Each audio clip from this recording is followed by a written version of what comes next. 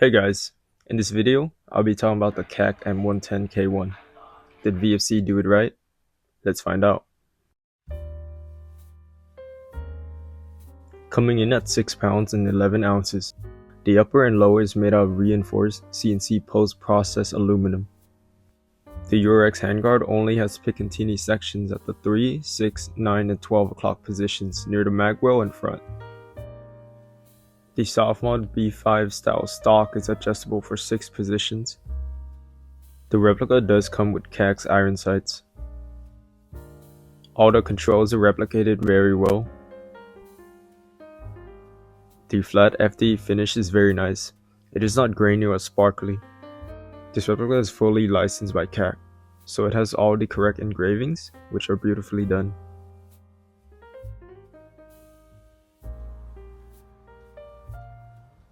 This replica does come with 14mm negative threadings. My dust cover jammed up for whatever reasons. To disassemble for repairs and maintenance, you can punch out these 2 receiver pins. Everything in the fire control group is steel.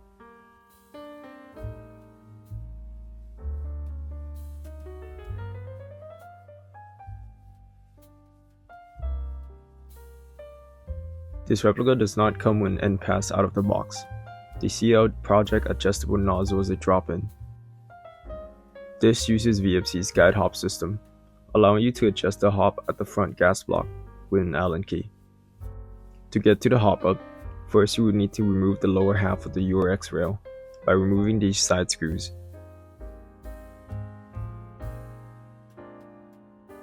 Then the bottom handguard can slide forward and be removed.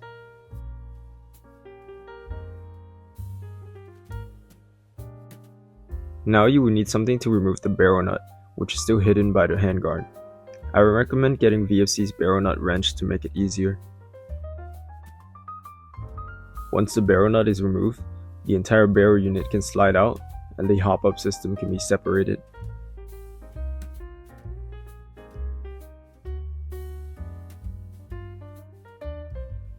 Now you can remove the screws on the sides, then the hop-up base can be pushed out.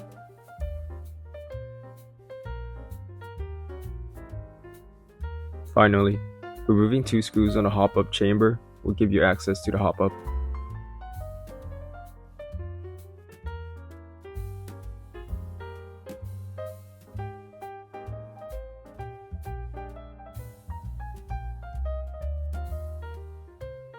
One common issue with this replica is the buffer tube's weak threads.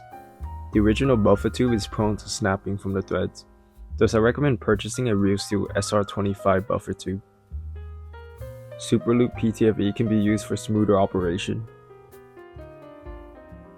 A few spare parts can be found on WGC. You will probably have to contact VFCs themselves if anything does break. I suggest joining Heavy Recoil Club, which is a Discord server that consists of gas blowback enthusiasts who can help you with any technical troubles you might run into with any replica. The magazines weigh 416 grams and hold 20 rounds. These can be loaded at the top with your fingers guiding the speed loader. Additionally, there is a dry fire switch. This replica is also compatible with VFC SCAR H magazines, and vice versa.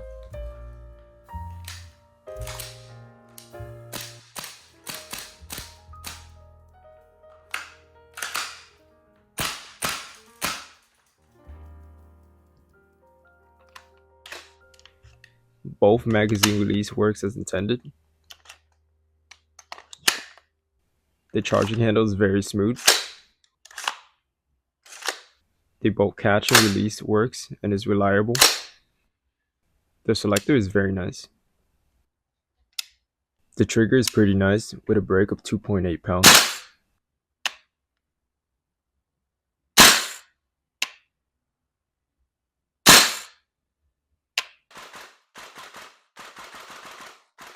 The gas efficiency is very good. At 75 Fahrenheit, I was able to get 150 shots in one fill, with a power drop of 30.5 FPS after every 50 rounds. Here are some mag dumps at different temperatures.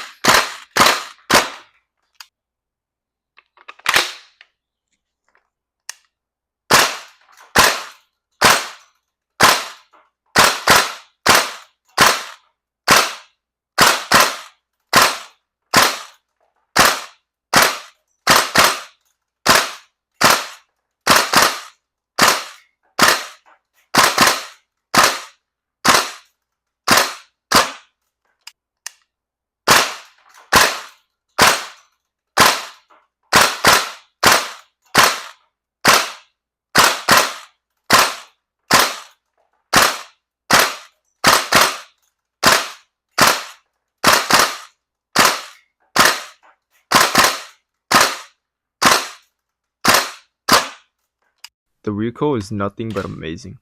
This has one of, if not the best recoil for a completely stock replica.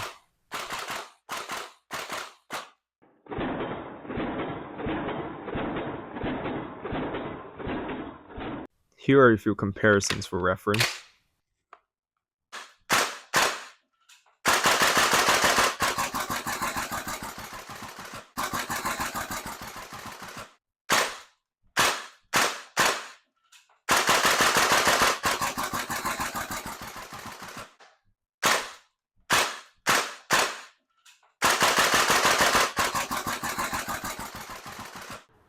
My hop-up is upgraded with a maple leaf barrel and 60-degree bucking.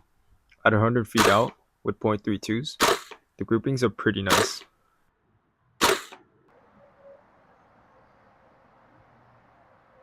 The replica is averaging at 394 FPS, or 1.43 joules, with some decent consistency.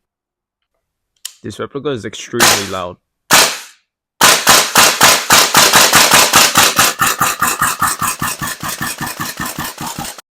To get this replica in the US, you will have to import it from an Asian retailer. Let's start with the pros. The replica has beautiful externals with correct engravings. It has an aluminum receiver, super strong recoil, good gas efficiency, easy to adjust hop-up, nice groupings, which can be further improved, well-made magazines. Now the cons. It does not retail in the US. Limited aftermarket parts. Hard to find replacement parts. You would have to contact VFC themselves. And weak buffer tube. In conclusion, the VFC KAC M110K1 is an absolute beauty of a replica. With an insane amount of recoil, good efficiency and performance, this serves as a very good replica for anyone looking for a designated marksman rifle. If only the buffer tube was made well, and replacement parts was easy to find. As always, thanks for watching.